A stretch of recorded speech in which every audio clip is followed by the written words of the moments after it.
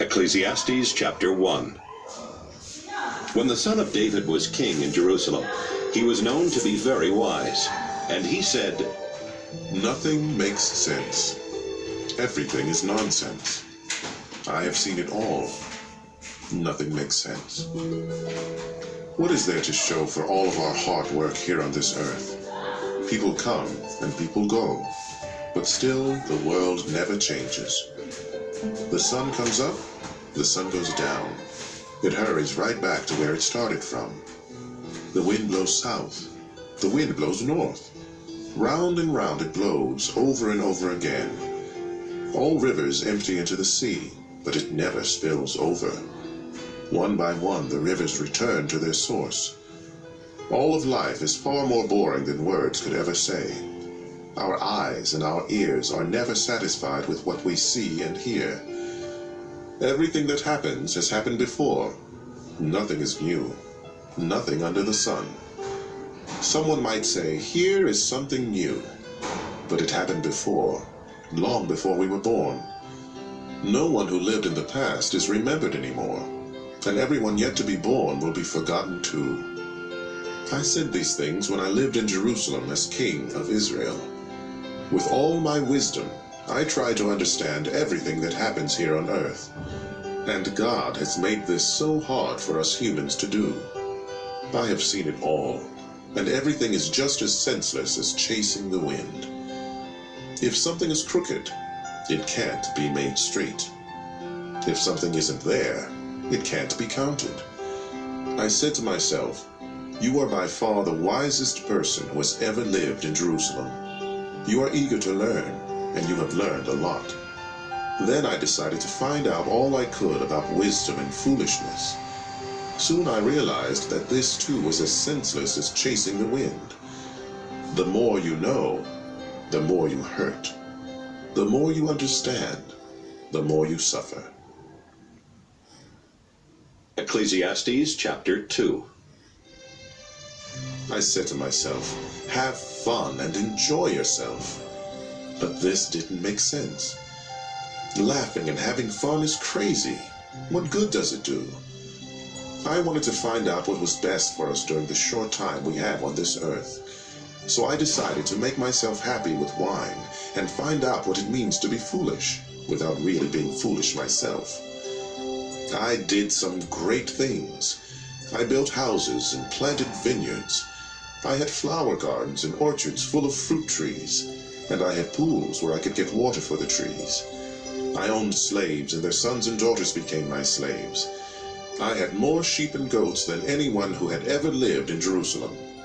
Foreign rulers brought me silver, gold, and precious treasures.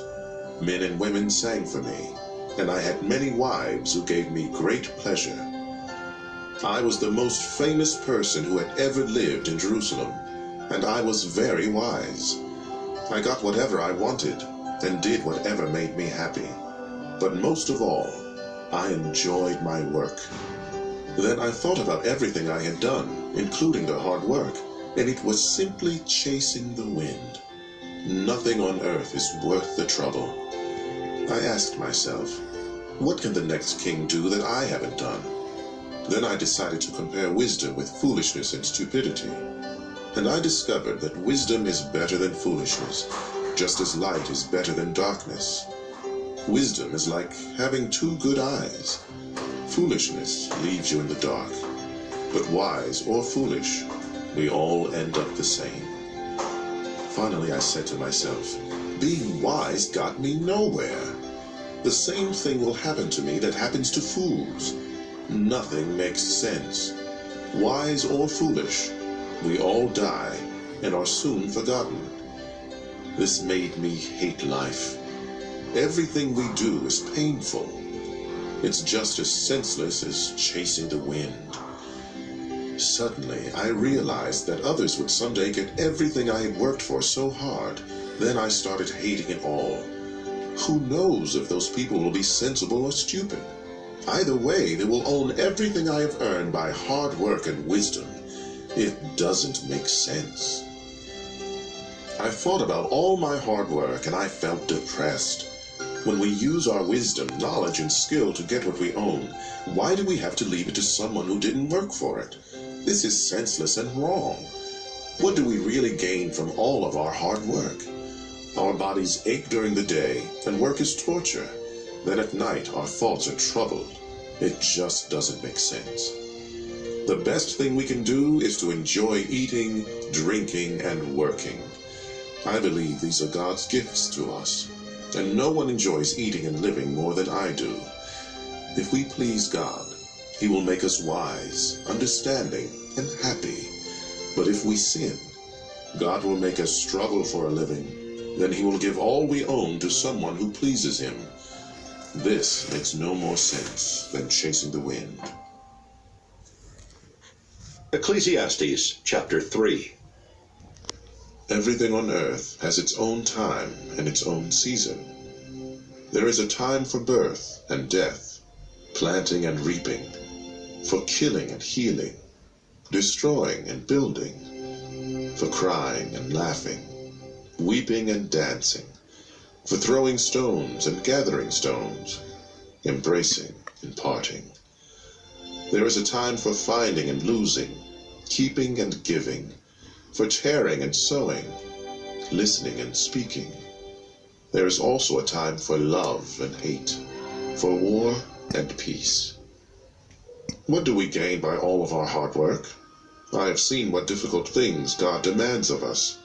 God makes everything happen at the right time, yet none of us can ever fully understand all He has done, and He puts questions in our minds about the past and the future. I know the best thing we can do is to always enjoy life, because God's gift to us is the happiness we get from our food and drink, and from the work we do. Everything God has done will last forever. Nothing He does can ever be changed. God has done all this so that we will worship Him. Everything that happens has happened before, and all that will be has already been. God does everything over and over again. Everywhere on earth, I saw violence and injustice instead of fairness and justice.